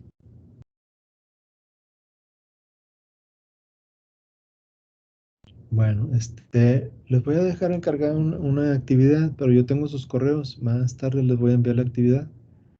La idea no es quitarles mucho tiempo ni tampoco que sea algo rutinario, ¿verdad? Voy a buscar, voy a tratar de reajustarlo un poquito para que sea más de interés suyo y sea más flexible. Les puedo comentar, puede ser trabajo individual o en equipo. ¿Qué prefieren ustedes?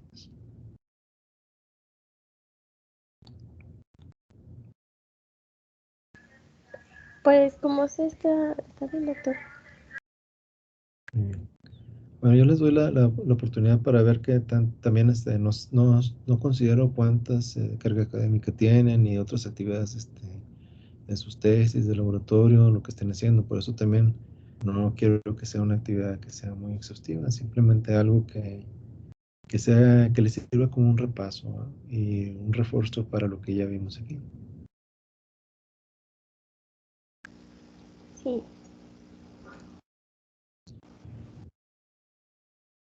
Bueno, pues muy bien.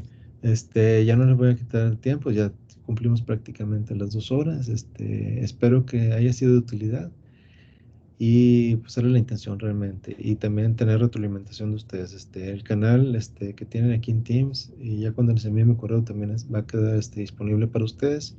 Cualquier cosa que quieran comentar, preguntar o algo que les quieran de sugerencia, pues en lo que yo pueda ayudarlos, estoy disponible.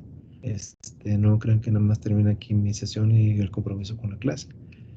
Normalmente yo les digo a todos mis alumnos eso porque es una parte que a mí me interesa mucho. ¿Por qué? Porque no es que yo quiera ganar algo de eso, sino más bien lo que gano yo es experiencia. Aprendo también de ustedes con los comentarios y las preguntas. Todo esto que hacen de comentarios y preguntas a mí me sirve bastante. En base a eso yo también voy aprendiendo y mejorando también la calidad que tengo de las clases, el material, por ejemplo, el material que les presento. Normalmente no me gusta agarrarlo de un libro de texto. Me gusta investigar, me gusta agarrar artículos recientes, hacer algunas revisiones yo de forma independiente. Sí, tomo de base los libros también, pero no me gusta agarrar el libro de texto y agarrar el índice y irme así por el índice escribiendo todo lo que tengo que ver. Porque normalmente el libro ya es una estructura muy rígida y no está actualizada. Aunque sea del año anterior, no está actualizada porque lo que se actualiza es básicamente día con día, semana con semana y mes con mes. A veces un cambio de un año ya hay un cambio muy drástico en estas áreas de tecnología y de ciencia. Hay cosas que se dan por hecho y realmente al final de cuentas te das cuenta que a lo mejor ya no era realmente hacer lo correcto. Entonces, por eso también les comento esto y les agradezco si sigan dando retroalimentación, con mucho gusto la voy a aceptar. Y bueno, terminamos la sesión. Sí, Sí, doctor, muchas gracias. Muchas gracias, doctor. Buen día. Muchas gracias. Gracias, Doc. Buen día. Yes. Bueno, pues mucho gusto en haberlos conocido. Sí, gracias, Gracias, Doc. Hasta igualmente. luego. Hasta luego. Gracias. Hasta luego.